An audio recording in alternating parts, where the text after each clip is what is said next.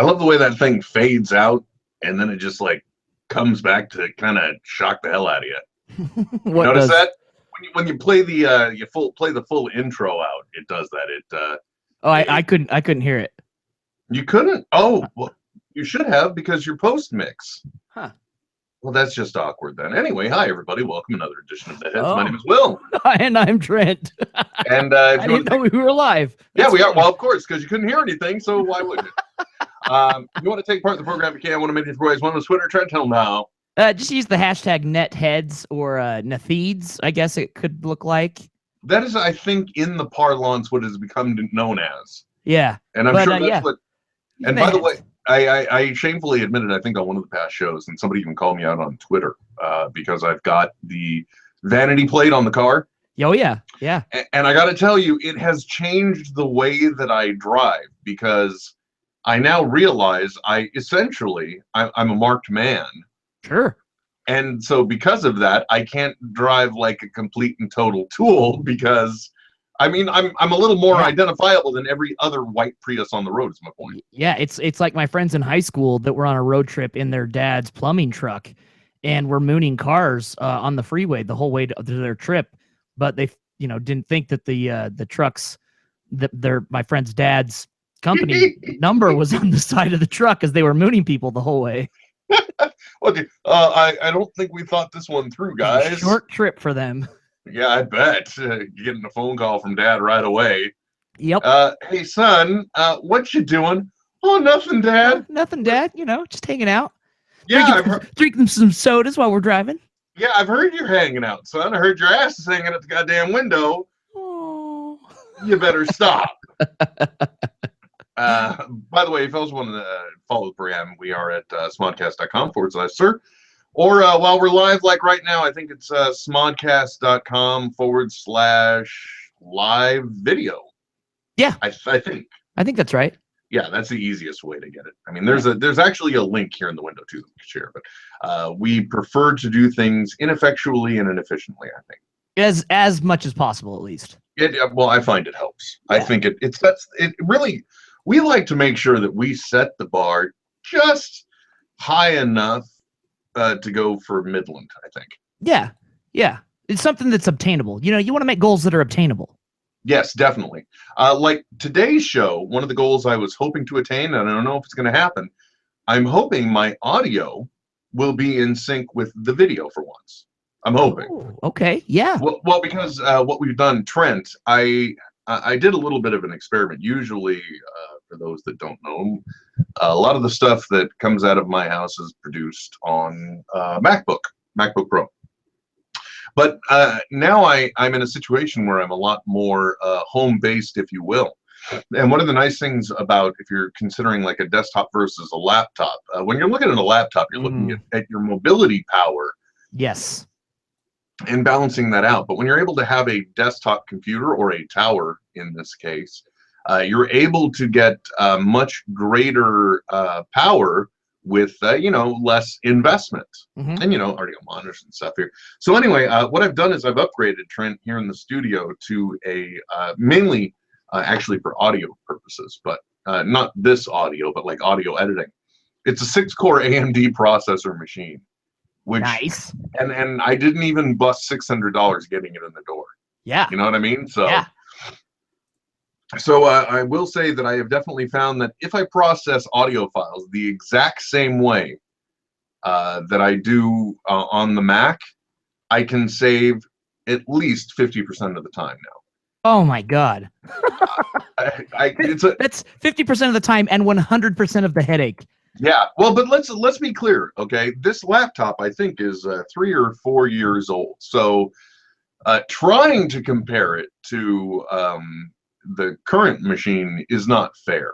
That's but I think comparing it to any machine may not be fair as well, to be said. Right. Now, mind you, there was a point because I have the sound effects machine is the Asus laptop that I purchased. I don't even know how many years ago. That's how old it is. Yeah. And it would process audio slower than the MacBook. So new technology does better. Baby steps. Yeah, and but it was finally time to to kind of invest in the headache, if you will, to try and work around it. And I got to tell you, so far, this thing is really, it's firing on all cylinders. Nice, man. Yeah, it's really good. So hopefully now we're also doing the video for the show, because, you know, it's a podcast. Got to make sure you have video. Actually, you know what, Trent? That's another thing I wanted to talk about. Let's talk about it.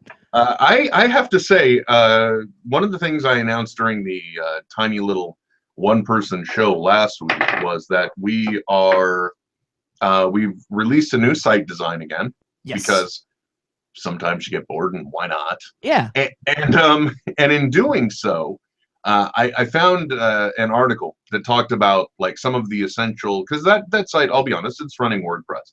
Yeah. And they say some of the essential add-ons. Well, go ahead. What were you going to say? Well, I was just gonna say that's no longer like a something to look down at. I mean, ESPN's website runs on WordPress. You know what I mean? Like, that's kind of the norm now for most. That's kind of the industry tool now. Yeah, definitely. And speaking as an industry tool, I can definitely tell you that the only reason why I brought it up is because actually that Squarespace is a pretty decent advertiser on smodcast.com. Yeah. And I got to say, too, and this is not a promotion, having been under the hood of Squarespace, I really do love the way it does make it eventually intuitive and easy for anyone to do it. It's all you have to do is be able to know how to use Google, and you can do anything. It is so contributing to Smodcast, the website, is a bazillion times easier than other websites that I contribute to, where they've been built natively or they're kind of hybrids of things, and you're like, can I just add some HTML of my own in here? And they're like, oh yeah, sorry, we'd have to go through a whole process to give you access, so just, can you not? Yeah, you know, we couldn't do, I'm sorry. No, you can't do that. That system wasn't set up for the foreign characters. So yeah, it's so I was just gonna say, like, what little use I've had as a content manager, I have been blown away with how easy to use and just responsive Squarespace has been. And that's my job is working on WordPress all day long. So yeah. Yeah. And now that we've said that and saved grace with Squarespace, the new website is powered by WordPress, and that's mostly just because, aside from Squarespace, you do have to have more knowledge to work within WordPress. So that would be one reason. Yeah, for sure. Yep.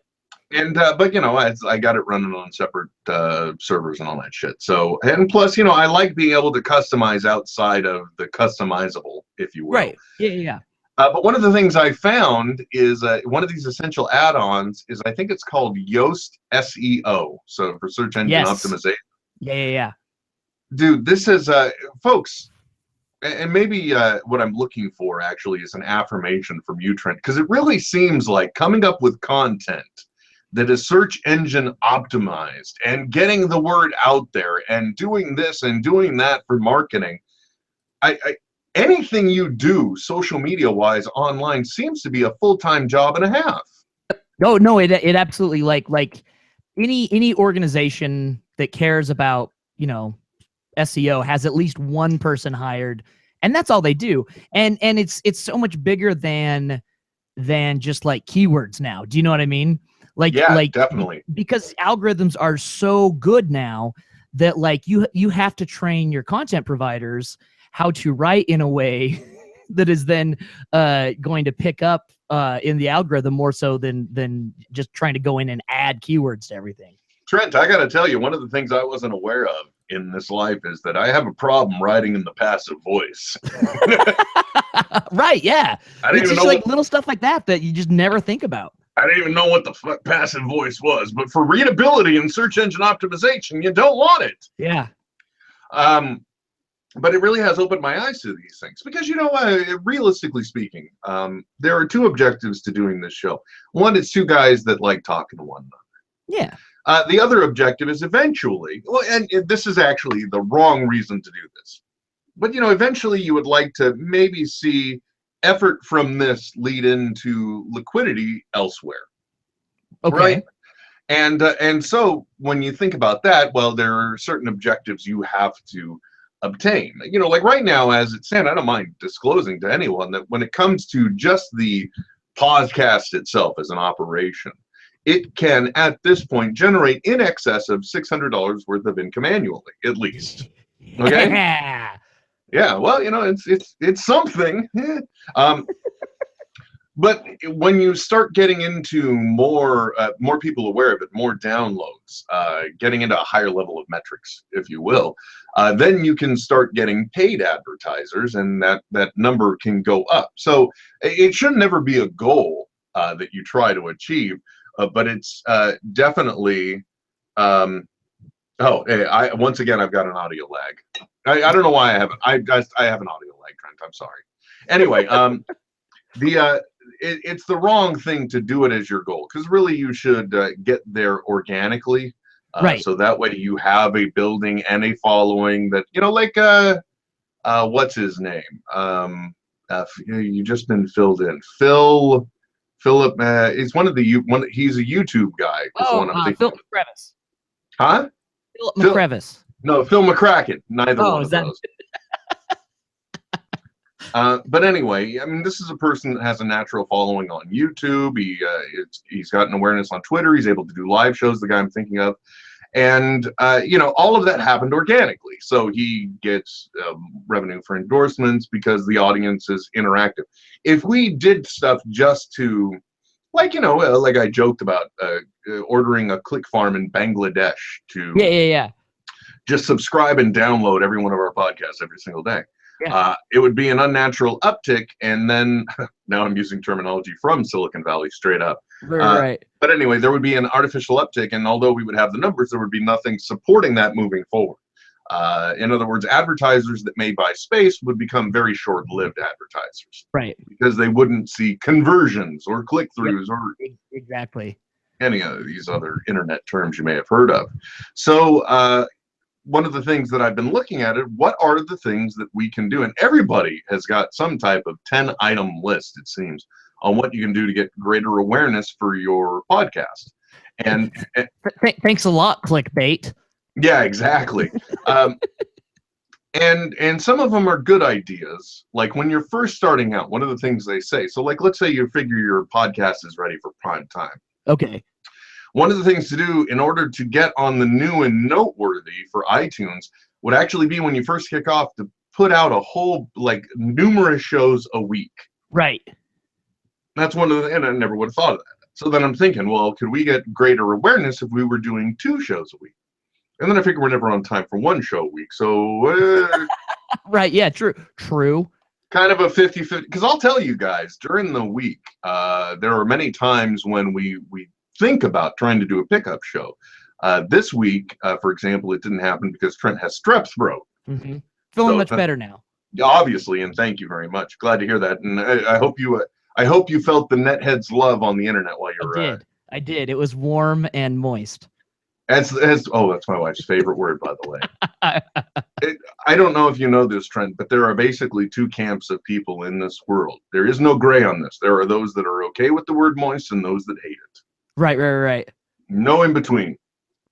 So anyway, I've been looking at a lot of things, and adding that in, it's interesting because now you're starting to think, well, if we want our site to be relevant, or if we want us to be relevant, would we get more exposure if we put out more content through our website? What does that take? And I kid you not, this Yoast add-in, it literally, all it does, the sole reason why it exists is so that you can put in the one keyword of your article, and then it helps you to write your article with awareness to make it around that. Yeah.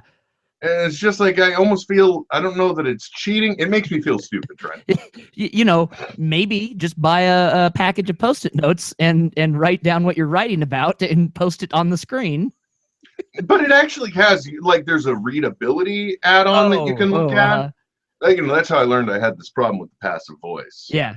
Now, is that like passive aggressive or just like what is passive voice? So passive voice is it is said that people do this, that, and the other. It's whenever you say like it's when you put the verb ahead of the noun. essentially. So it really is kind of it's passive aggressive without the aggressive. Yeah. No, so it'd be like, studies have shown blah blah blah blah blah according to this blah blah blah. That instead of saying blah blah blah report says that this, that, and that.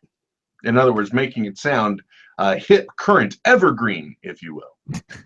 Yeah, sure. Okay, very good. So anyway, in making all the change, I realized though that I think I finally come to accept the fact that maybe we're just not that kind of podcast. Because it takes a whole lot of work. Oh yeah, dude. Well, and I think that's why you see a gravitation towards kind of to, and this is what's so great about podcasting, I think, is that like we're seeing the industry grow, you know what I mean? An industry that's less than 10 years old, and we're seeing it expand and change on a yearly basis, to where I think you saw a lot of people jump into networks, but then they, like, a lot of people didn't realize, like, oh shit, this is expensive, and then on top of that, then you've got to have someone that's actually getting paid for it. So I think a lot of places are now looking for like having a very small core of employees with a ton of content generators, and basically just being cost recovery. You know what I mean? Not like you look at like operations like Earwolf or the big ones, Maximum Fun, Radiotopia. These have got high quality content stuff, and the content generators are basically just doing it for free. Do you know what I mean? In means of promoting their own stuff that they've got going on the side. And then you've got the core people that actually work within the company that are actually have a job doing it, that keep it, because it's a full-time job to run it all. Gotcha. Well, and I do see that there are a lot of like new solicitations out there for people just looking for. I mean, not that they're paying a lot for it, but that's part. I mean, and okay, hold on. I'm gonna dial it back, slow it down a little bit. Okay, here we go. Let me go with the core thought here that I'm going with.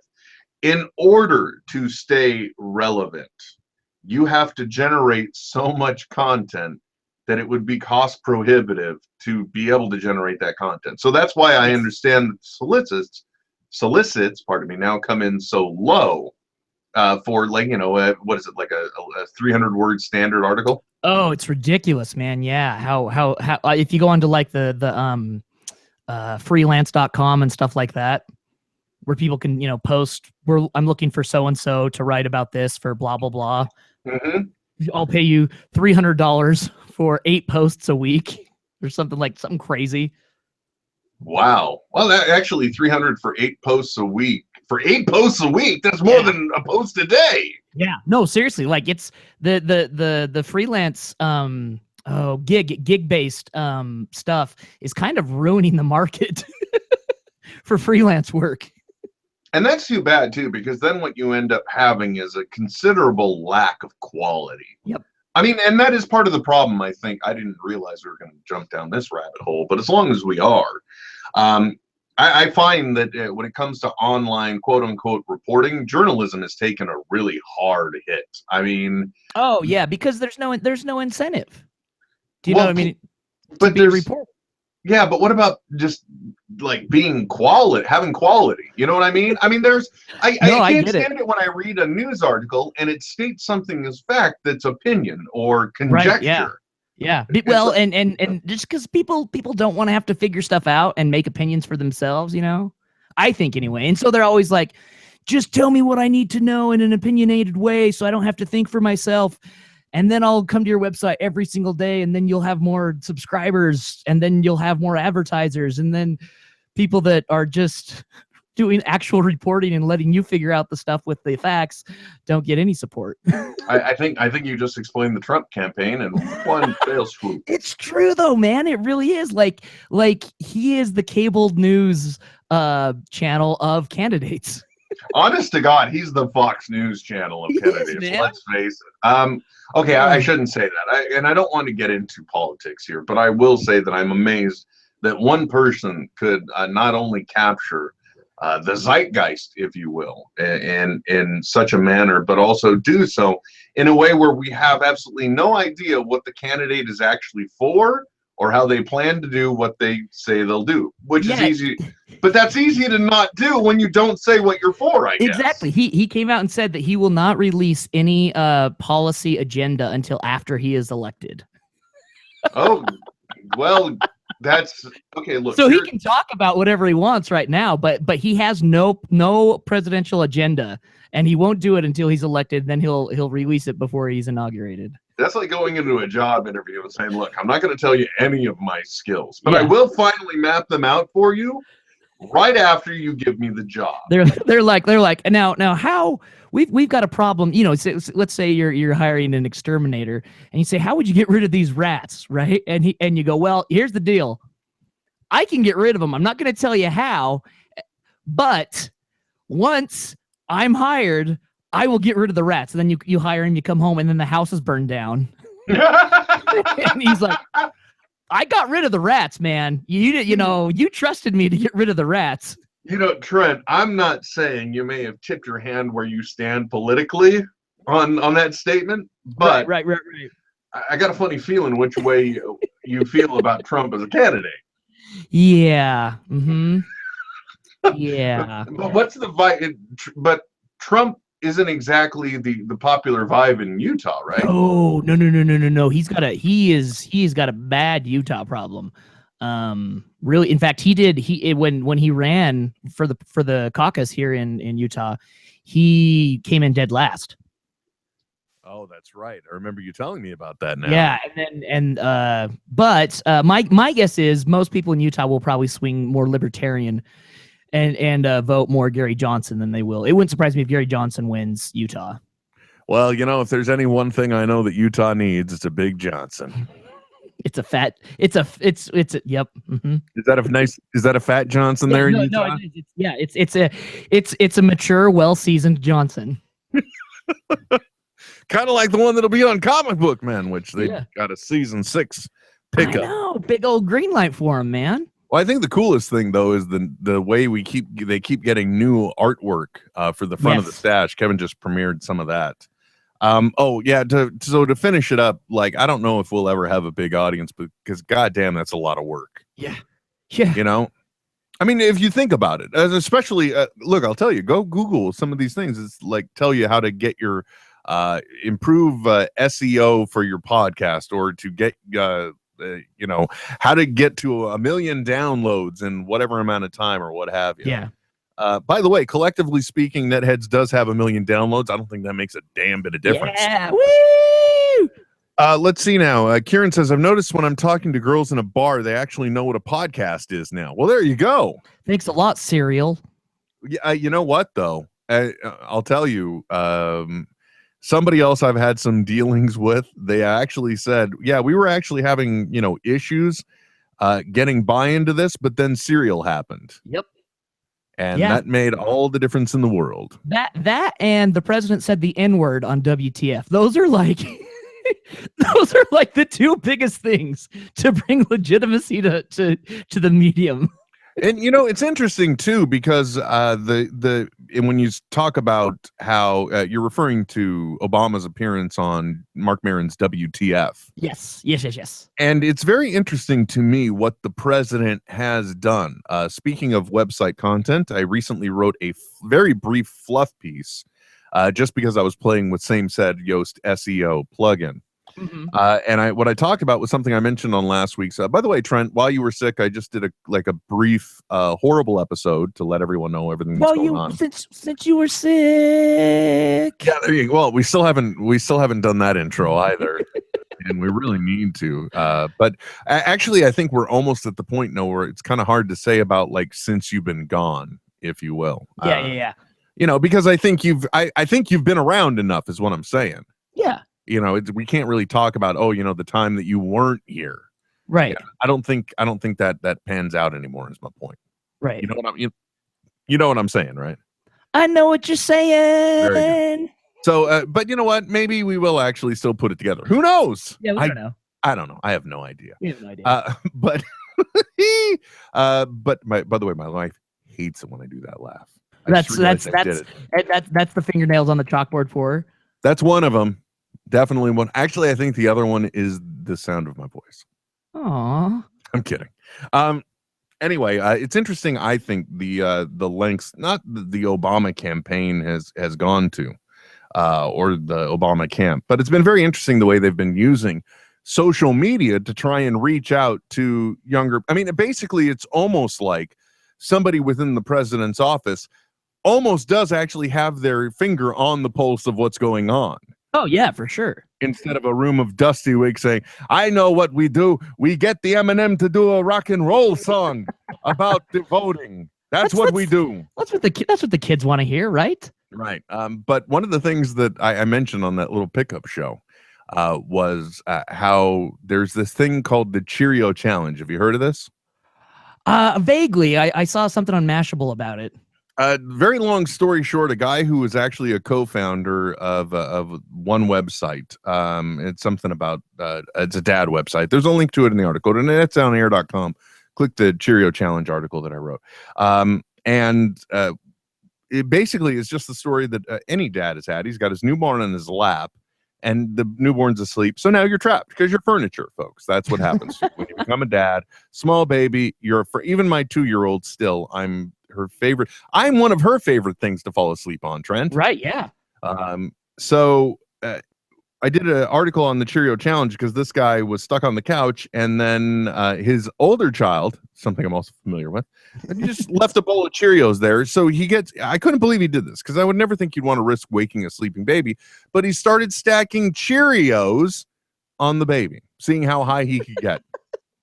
And this just spawned all types of ridiculousness. And it happened right before Father's Day. So it was like, it was too perfectly planned to seem coincidental to me. Right. Yeah. But, it's just one of those things that took off. And then you had like older dads stacking donuts and pancakes on their older kids and all kinds of fun stuff. Now, I bring this up in the reference to Obama because one thing I also mentioned in the article is that BuzzFeed had a video featuring President Obama discussing the things that are harder to do than getting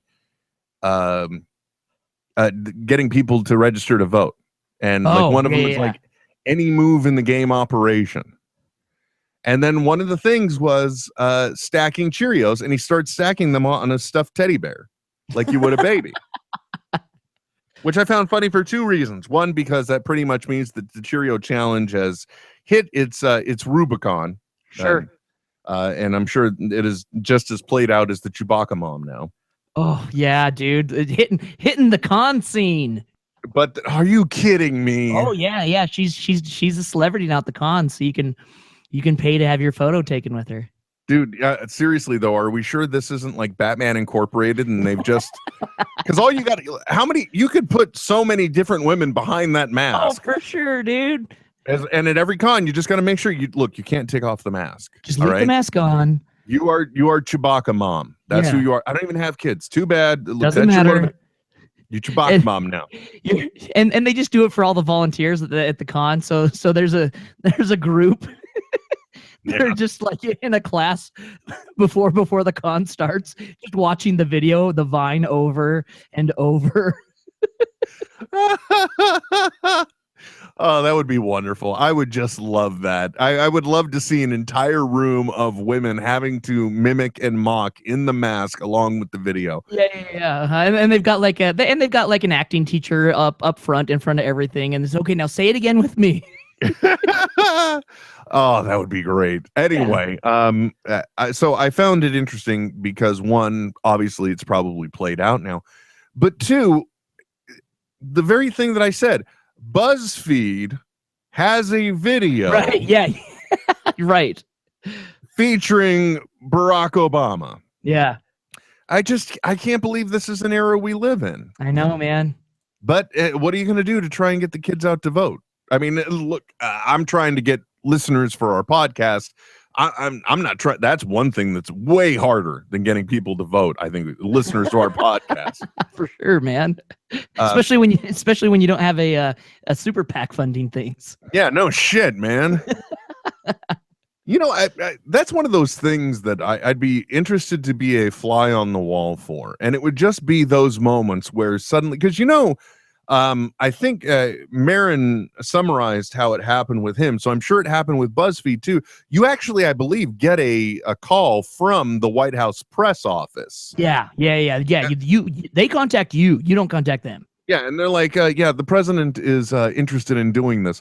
I would love to be a fly on the wall during those moments. I mean, BuzzFeed, they just got done trying to figure out whether they wanted to go with the latest tasty video to show you how easy it is to make crock pot savory ribs. Right. Or did they wanted to go with the latest improv troupe's funny take on something, for a video? Or the top 5 actresses from the 90s that you won't believe what they look like now. This is what you're trying to decide to run, and then suddenly you get a call or an email from the White House press office. But it works, man. Yeah, I'm talking about it. And well, unless you're like me and you went into to Facebook and blocked all communications coming, like I can't see anything if it has a link from BuzzFeed. Sometimes you just need that in your life, Trent. I can't remember what it was that pushed me over the edge. I want to say it was a puppy post or the 10 cutest dogs on the internet or something like that. I was like, nope, nope, done. No, that's it. Just no. Because that stuff's fun when you happen upon it, But I don't need anyone like having a sponsored ad telling me about it. I was reading an article. I'm going to say it may have been an article about the supposed alternate ending from Dodgeball or some other random thing that was generated from looking on Twitter, right? Or I was reading an article about the special issue of The Walking Dead, The Alien, that just came out recently, and it's got Rick Grimes' brother in it, basically. And yeah, there's no real alien. He's an alien because he's like in Spain or something when all the shit hits the fan. Yeah. Anyway. And one of the things at the bottom, though, was like 23 actresses that don't need plastic surgery. And I'm like, my God. I'm like, no, I know, I understand. I am of the male persuasion. I have the penis and the testicles, but no, I will not click your article. Yep. No, yep. You will not have me today. Nope. No. Hey, one of the things, Trent, I noticed since you've been gone. Okay. Hey, but you're talking. I'm proud of you. Way to go, man. Yeah. No, I was going to say one of the things I noticed since you've been back, actually, and something we haven't heard from for a while. We haven't actually checked into your corner. It's that time where we find out what is in Trent's corner. Ew, what's that? I don't want to do this, but I'm going to anyway. What is in Trent's corner? Yeah, that's right. Every once in a while, we like to appropriately take a look at the other side of the microphone, or the camera in some cases, if you will, and just, find out what's going on in the world of a Trent Hunsaker, the other, because I talk too damn much. He don't talk enough. So, Trent, please tell us what's going on in your world, and then we'll come back and I'll tell you what's going on in mine. Well, Will, so I don't know if you're aware, but up for at least, I think it's like for 6 more hours, we have the Steam summer sale will still be going for about 6 more hours, I think. I have no idea what this is. So Steam, right? So let's back up a little bit. Okay, everyone knows you got your PlayStation 4, you got your Xbox One, you got your Wii U, and then you've got PC gaming, right? And back in the day, it kind of sucked being a PC gamer. You know what I mean? Because like if you wanted a game, you had to go to the store, and there would be like the SNES section, the Genesis section, and then way in the back maybe there would be all these random boxes that had games for computers, right? Next to the fucking magazines. Right, yeah, or next to the blowout cassette tapes, right? Yeah, whatever. Or the $5 DVD bin. Right. That's how much respect we'd get. But now, Valve, the company that owns Steam, they've basically created a home for all things PC wise, right? So if you want to be playing and play with your friends, you can download the game, buy it there, and then play with your friends all right there. You don't have to go anywhere else. And it's really changed PC gaming just as far as the distribution goes, to the point where people are realizing, holy shit, I can build a budget game or a budget computer and play some awesome games. They're way cheaper than going the console route. Trent, I got to tell you, I'm kind of having just gotten this upgraded computer. I will admit, dude, was what you would consider a bargain deal gaming computer. So what you're telling me now is very terrifying. So with the Steam Summer Sale, I mean, games. I mean, there are games upwards of 85% off. I picked up. I'm trying to think. I've picked up so many games this week. I've picked up Street Fighter versus Tekken. I picked up Ultimate Street Fighter 4. I've picked up I think the most expensive one I bought was Ultimate Street Fighter 4, and it was $8. Oh my gosh. Yeah, that's a deal and a half. Yeah, I picked up what else did I pick up? I mean, just Injustice, Guacamelee, like Rocket League, I think is like $6 right now. Like there's just a ton of different things that way. And so I have bought a ton of games. I hooked my laptop up to the TV, and I've just been sitting there with my Xbox controller playing games this whole holiday weekend, and it is like I'll bet, and this is somebody who doesn't play a lot of video games. I'll bet I've put on, I don't know, 30 hours of video games in 3 days. Wow, man, that's like, oh, I just sat down to watch Daredevil, kind of. Yeah, I looked at my bandwidth usage on the computer for the week, and I want to say it was something like 80 something gigs. So you're gonna get throttled soon. Yeah, son. Yeah. Well, but between myself and then my roommate who's gaming even more than I am. Yeah. Anyway, the Steam sale's going on for the last few seconds, and one of the big internet famous celebrities, Total Biscuit. He is a gaming reviewer in the UK. He's one of the selected curators on Steam. And so basically I just go through his feed of things that he suggests, check things out, and if it's kind of my style, I just buy it. Like I don't deal with the demo shit. I just buy it and my rule is if it's under $5, I can buy it, Well, now I heard you use the term Ultimate Street Fighter. Trent, one of my favorite games back in the day was Street Fighter 2. Dude, yes. So it's got all your favorites from Street Fighter 2 and Street Fighter 2, the New Champions Edition. But then I want it because it's got. I really want to get Street Fighter 5, but it's on sale at $40 still. Now that's $35 above the threshold. Yeah, right. Exactly. But I figure I've got 2 Street Fighter games that I haven't played with Street Fighter Tekken, and then this one I'm good to go until next year's sale, and then I can pick it up. Oh, I also picked up the WWE 2K16, which is way more fun than it should be. Why is that? Oh, it's just because, man, it's so dumb. Like, it's the graphics on it are pretty damn good to the point where give it another 10 years and we won't even need to watch real wrestling anymore. We can just have people create simulations for us. No, dude, some of the commercials lately that have been running live game animation, not like, the mocked up animatics, like not the cinematics or anything, but the actual gameplay. And it's terrifying now, like with some sports games. Some of them I can't tell. God, dude. Seriously, you wonder if we are going to get to a point where it's just going to be random number generators that are going to be deciding the future of sports. Yeah, I know, man. It's crazy. But anyway, yeah, that really it's just kind of consumed my being in a really good, fun way. That and I've got a stack of G.I. Joe comics that I haven't touched for 3 years, maybe. I memean, it's a huge stack. And I've just when I need a break from playing video games, I go read some G.I. Joe, and 10-year-old me is freaking the fuck out right now by how awesome I am. Wait a minute! You're telling me when I'm in my 30s, I'm gonna own my own house, And I'm gonna be able to spend my weekends playing Yeah. video games and reading comic books. And reading G.I. Joe. Yo, Joe.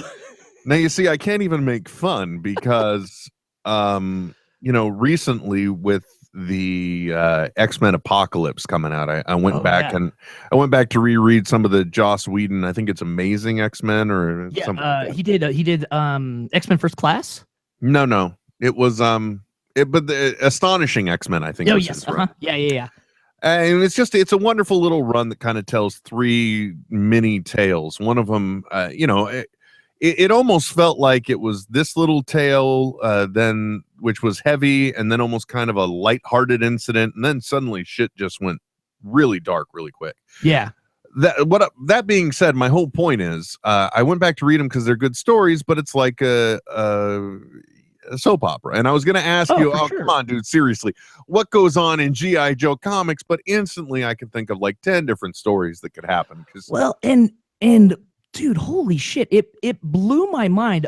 Recently there was a story arc that is some of the best, and I'm sure there's a genre for it, but like real, creative, reality-based war fiction of a group of special ops going in to rescue someone from a Middle Eastern insurgent compound. And it was written so well that it could be turned into a movie script. Just change out the names, the G.I. Joe code names to real whatever names, and you would easily have a story that will bring tears to your eyes and up the nationalistic patriotism at the same time. The guy that writes it, Larry Hama, who if you listen to some of the earlier episodes of Fat Man on Batman, when Kevin Smith talked to Greg Capullo, the artist on Batman, Larry Hama was the guy that told him that Greg Capullo didn't know how to draw a fucking boot. Go and learn how to draw a fucking boot and then come back. Oh man. But Larry Hama, he's been the writer for G.I. Joe, A Real American Hero, since the 80s. That title, he's always been the writer on it, and he himself served time in the military, so he has a pretty good handle on that kind of stuff. Anyway, that's what's in my corner. It's video games and comic books, video games and action figures, and stories based on action figures. Look, man, I got to tell you, part of me is a little envious. Yeah, I'm just gonna say, a little. It's not bad. Then again, I got Iron Man coming through my wall. So what do I got to do? That's true. That's a valid point. I was thinking about that. It's like, well, time to sit down and go to work. And I'm like, you have children's toys behind your head. I win. I think. Yeah, dude. Yeah. Anyway, Trent, one of the reasons why, I guess really it's almost redundant to say one of the reasons why we started late today. I should just say one of the reasons we finally started today. Right. Well, yeah. We're still on. Yeah, I mean, or I should just say right before we sat down to record. My family, it's been a fun Sunday. We have a toddler for some reason. At 5:30 this morning, she decided it was time to wake up. Wake up! Yeah, and then, so then I don't know what happened. I think around 8 o'clock, my wife was like, just go back to sleep. I'm stuck. You go. Bless her heart. Right? I know. Yeah, so seriously, dude. So hours later, I wake up, and we were supposed to go to this saddle store, saddlery, horseback riding. I don't know what the fuck. But the store, it's like 34 miles away or something. Yeah. So long story short, we went there, and on the way back, we're hungry, and we look at the clock, and there's a restaurant. And, it's kind of a chain. I know in California, at least, Old Spaghetti Factory. Oh yeah. There's one in here in Utah too. I've eaten at one before. Yeah. Okay, there you go. So but it's a wonderful first of all, it's great if you want to go to a restaurant that has that Italian brothel feel. So that's yeah. Lots of velvet, lots of light under glass, and lots of tassels, and like fake velvet where there shouldn't be fake velvet. Yeah, exactly. Yeah. And then it's like, oh look, there's red lighting in the hallway to restrooms. I don't know why, but okay. So it definitely has that Italian brothel feel. But it's a great idea because no matter what you get, it's part of their full meal plan. So you're always going to get a salad, you're always going to get the meal, and then you're always going to get some, whether you want the Italian spumoni or you want vanilla ice cream, you can get those for free. So it's a full course meal kind of thing. Yeah, and it's family style. Yeah, and usually really quick. So they wanted that. I look at the clock. I'm like, you know what? We got time. Max, maybe I'll be 20 minutes late. I fire off a message to you just as we're getting seated, right? Yeah. Because I'm trying to be courteous. Trent, clearly you got video games and comic books going on. And I'm just like super Hadouken, super Hadouken, super Hadouken. Yeah, right. Okay, yeah, that's fine. Yeah, you're like, fucking dude, yeah, whatever. And like, seriously, there was a point I got a text message back that was essentially, dude, just tell me when you're ready. Yeah, no, that's all awesome. Just tell me when you want to go. Just shut the fuck up and try to play. Stop it. Now I know that's what was going on. I didn't know that before.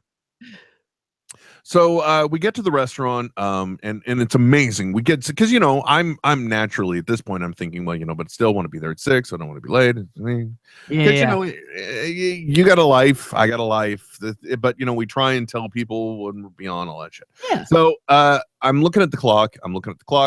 I send you the message. I go to the restroom. I come back, and we've got a toddler. So time is a very malleable thing. It can be, if you've got a toddler that's freaking out, then time is dilated, because 20 seconds will feel like half your life when a child is sure, dude. Tantrum in a restaurant.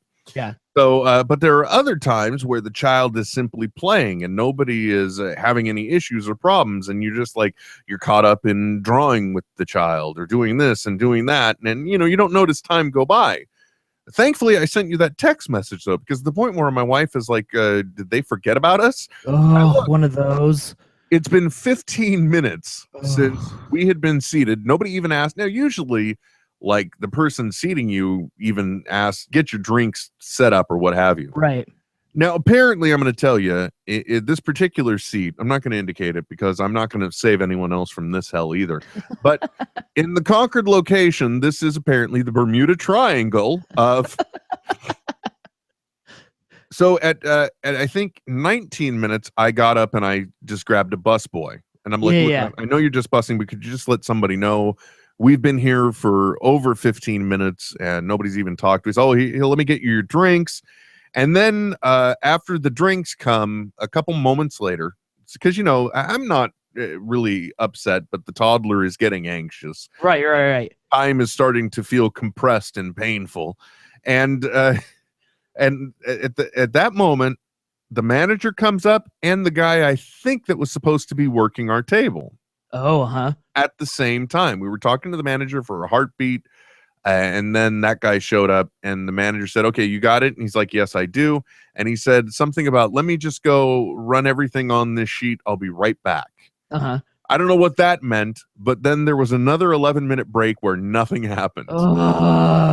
So I got up and I talked to the manager. And again, I'm not one to really complain. I may be rude here. It's all for show, folks. This is the guy. Oh, look, other than the fact that I went through a period of trying to wear hats because I don't like the fact I'm bald. That it's not like, oh, he's a pretentious dick that likes wearing, like pork pie hats. That's not it. Right. I just went through a stage where I didn't like being bald so much. I thought I could go the Joey Pants route. I found out that is not my lot in life.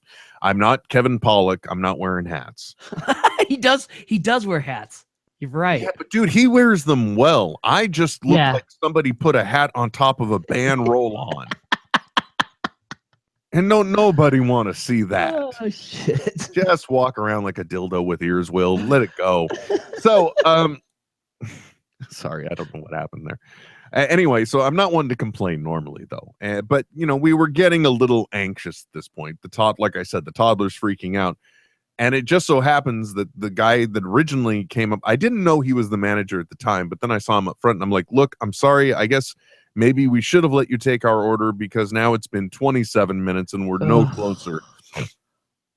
Super apologetic. And just you would not believe how fast the salads came out, Trent.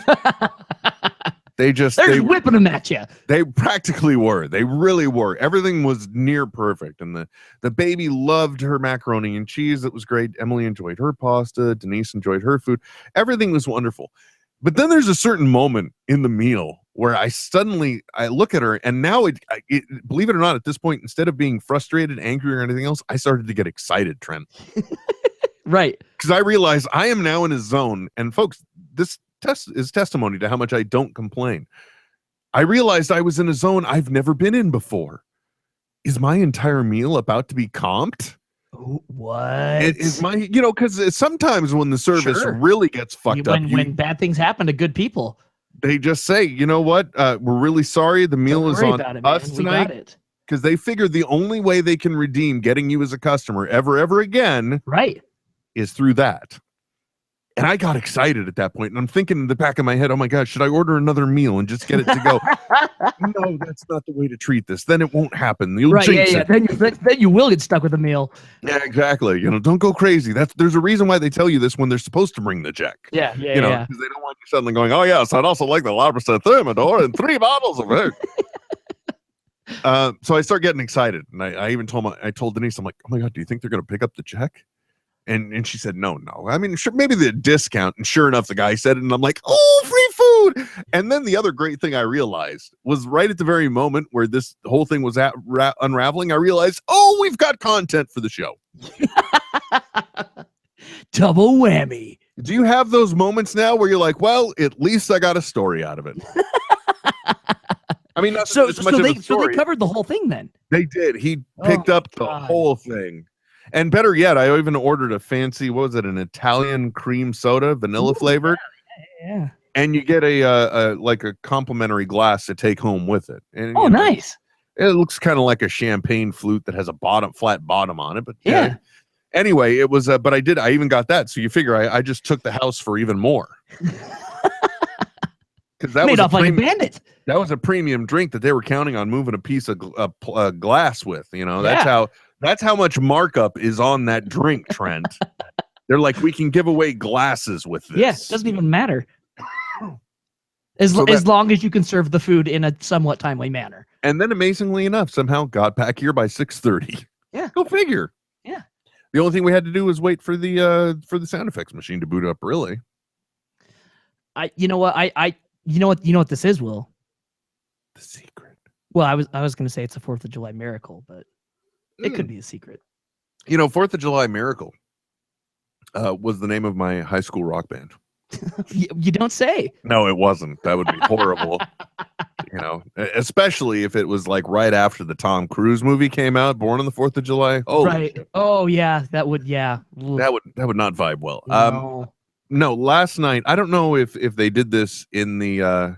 It's such a nice name. What is the name for the valley area you live in? Cache Valley. Yeah, the Cache Valley and Star Valley. I like Cache Valley. I don't know why. It just sounds so. Actually, it sounds like a casino, if I may be honest. Well, it's CACHE from the French trappers that would store their caches here. Oh, are people always trying to right click and clear? Yes, yeah, and it's exactly what's going on. It's a constant. I tell people, it'd be a lot easier if you just use your incognito window more. But whatever. Dude, there was one time. I think it was here on the show. By the way, I'm sorry I am from California. I keep saying dude. I don't know why. It's fine. I acknowledge it. It's a problem, but it's not one I can work around. Yeah. There was one time you and I, we were troubleshooting something before the show or actually on the show. Uh-huh. And that was the most ingenious move ever because it was a question about permissions or something going on. And you're like, open an incognito window. And I'm like, oh my God, so simple, so brilliant. Dude, for testing stuff, because I've got my login stuff on websites and everything. And when I'm testing what the website looks like, I always use the incognito. It's the best. Because you're starting with a clean slate. Yeah, they're well. Wow, there's another use for the incognito window. There's another use for the internet? Go crazy, man. Knock yourself. No, really, I've used that several times now when there's been an authentication issue or something to test. It's just really quickly you go into an incognito window and now you've got no preconceived notions or problems, and it's helped me to troubleshoot like 90% of the issues I go through now. So thank you very much for that. Now that you bring that up, because that right there has it's saved my bacon more than once now. So thank you. That fracking cat on Twitter is showing us that Miranda Janelle and the cat have been to Old Spaghetti Factory many times with a photo of their collection. Oh yeah, there. See, I have glasses. You see the one on the right? It's more of a bent thing. This other one over here the one on the left seems to have more of a straight body. Yeah. There's more oblong. That's one of the ones I got to bring home tonight.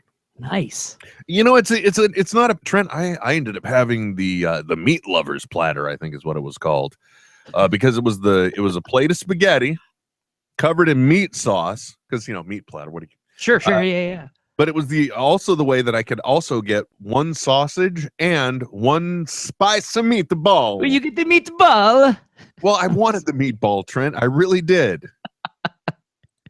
17 out of 19 people agree the meatball is an important part of the meal. That's what they're in it for. Well, the only other way that I know, I don't pay attention. I'm sure you could just order some meatballs on the side, but when you look at the menu and the only thing you see is this one $13 meal option for 2 meatballs smothered in marinara. You're like, what the fuck? No, what I think is those meatballs are going to be so freaking huge. Yeah. That's what you're hoping, right? Well, no, I'm not really a big ball fan. Oh, but God, I love meatball. I love meatballs, but I wanted spaghetti too, Trent. I wanted the noodles. I wanted the whole kit and caboodle, Yeah. You wanted your cake and your Italian cream soda. Actually, you know what? I just realized when all was said and done, it actually looked like a dismembered member and the testicles on either side of my spaghetti. Now that I think about it, maybe it wasn't the best way to go. That is but graphic. It was tasty as hell. Let me tell you, very savory. So I don't blame them. Old Spaghetti Factory is an excellent deal. I got all that for $13. Not bad. Not bad. And don't forget, I got the vanilla ice cream at the end for free. Actually, I got everything for free. Have you ever had that happen before where the meal just gets picked up? See, okay, good. I've never had that happen. To me, that might as well be like dry land to Kevin Costner. It just doesn't exist. It's a myth. Not a big ball fan. Somebody quoting me on that. Thank you very much. I appreciate it, guys. Anyway, Trent, I may have had other things planned to talk about, but I don't have anything. We're coming up on San Diego Comic-Con time, though, right? Oh, dude, con season is in full swing right now. If you're not following Ming Chen, you're not aware, maybe. No, dude, I'm sorry. I follow Ming Chen. I just assumed Comic-Con season was always on. This was year round. Really?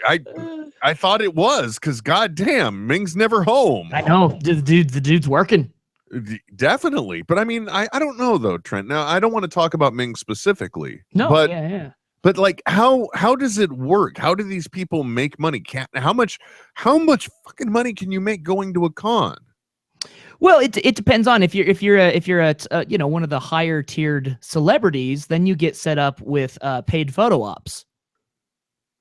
And that's how a lot of it works. So you contract with the con or whoever, or sometimes a subcontractor even that's running the photo ops, and you take usually a lump sum and then a percentage of how many photos you get through, and then you go in and you just sit down and sign autographs and take photos with people. It's usually like behind a curtain or something like that, so that people can get their freebies. Yeah, everything good happens behind the curtain.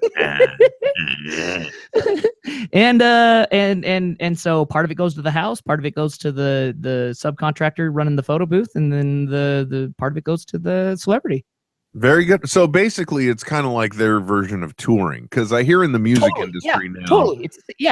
You only make money touring. So basically, you partner with the venue, and there's a set agreement, and then everything above a certain amount is like a performance boost or whatever. Yep.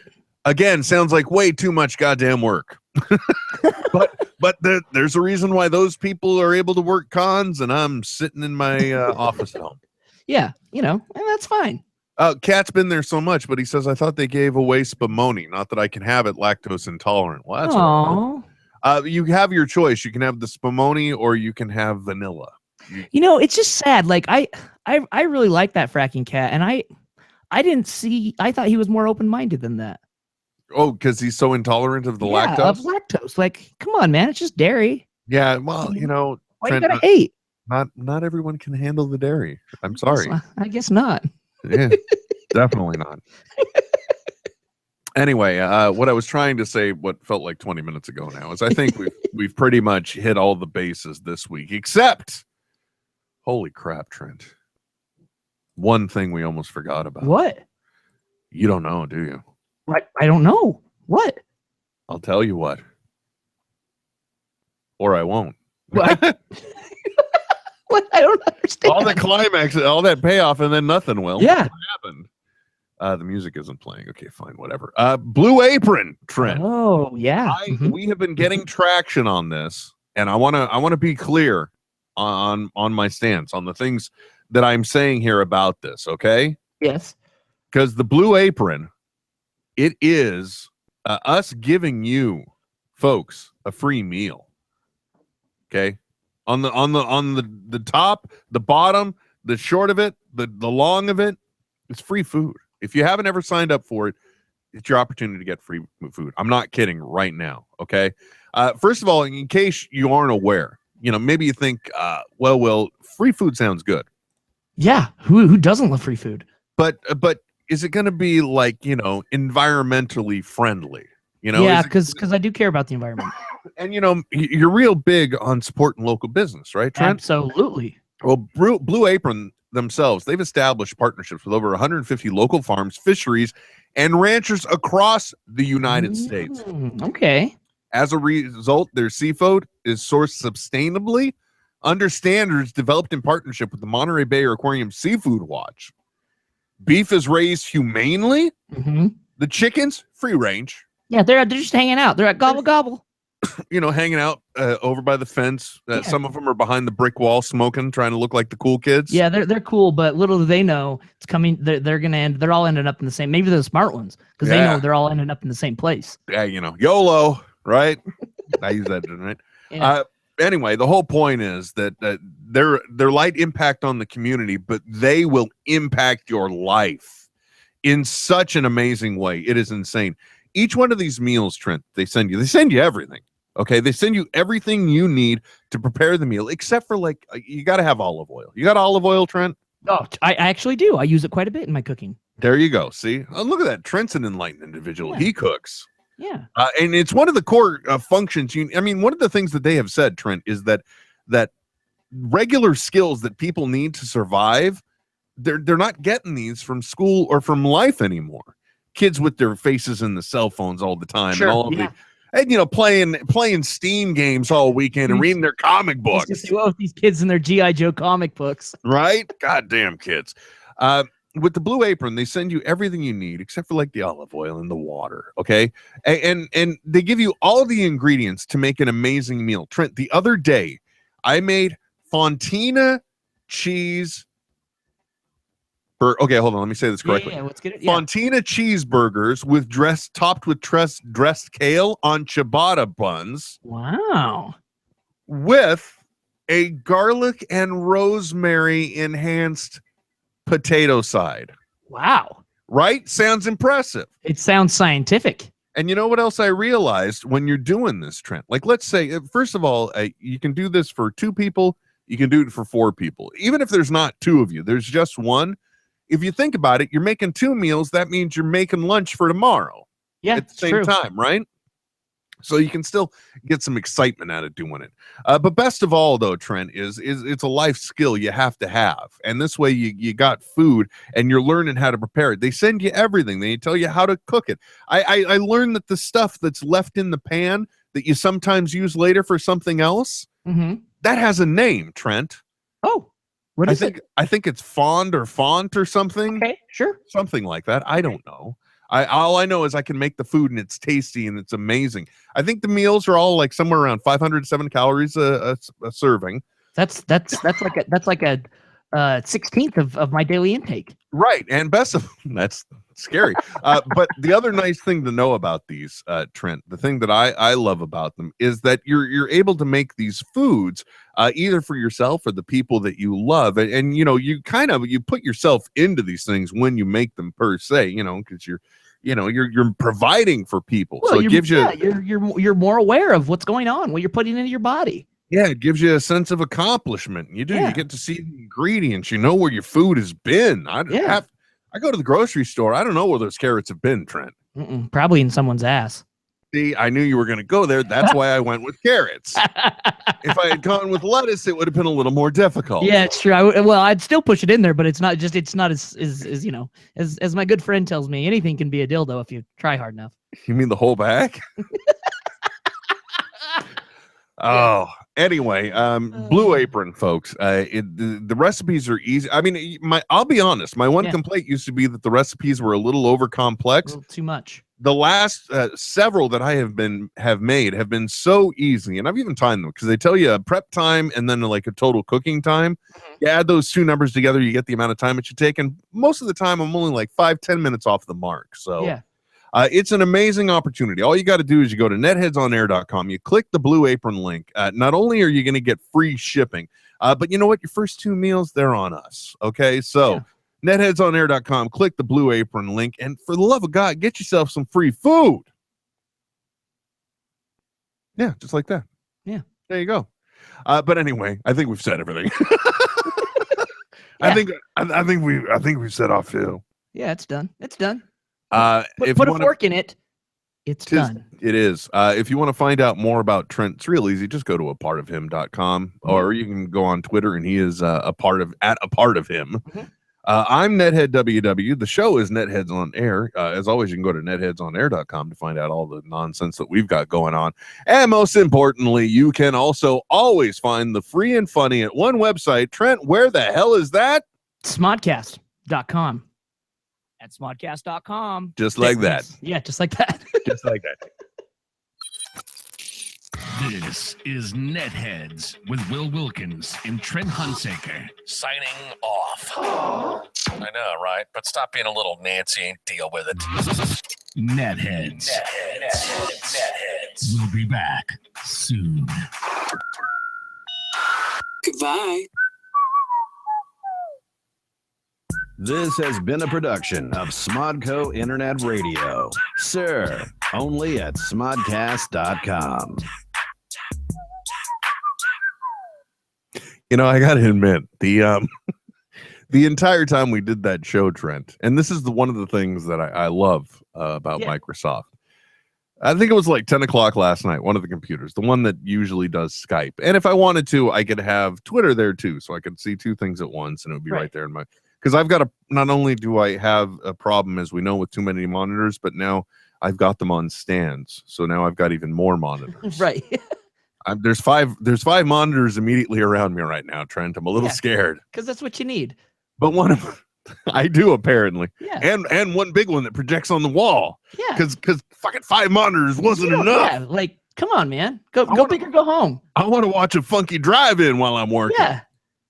Anyway, the Skype machine last night, 10 o'clock, tells me, you're not running the latest version of Windows 10. Do you want to update?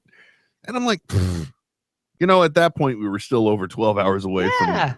Why not? Why not? It's got plenty of time. I said it going literally halfway through the show. It pops up, welcome to Windows 10. Oh, you're here. Thank you. All I've got to say is that better be one hell of a goddamn good version of Windows running on there now. Oh, dude, the whole thing is like an incognito window. That's how good it is. Well, as we know, that nothing bad ever happens in an incognito window. Ever. Especially when somebody's suddenly walking in the room.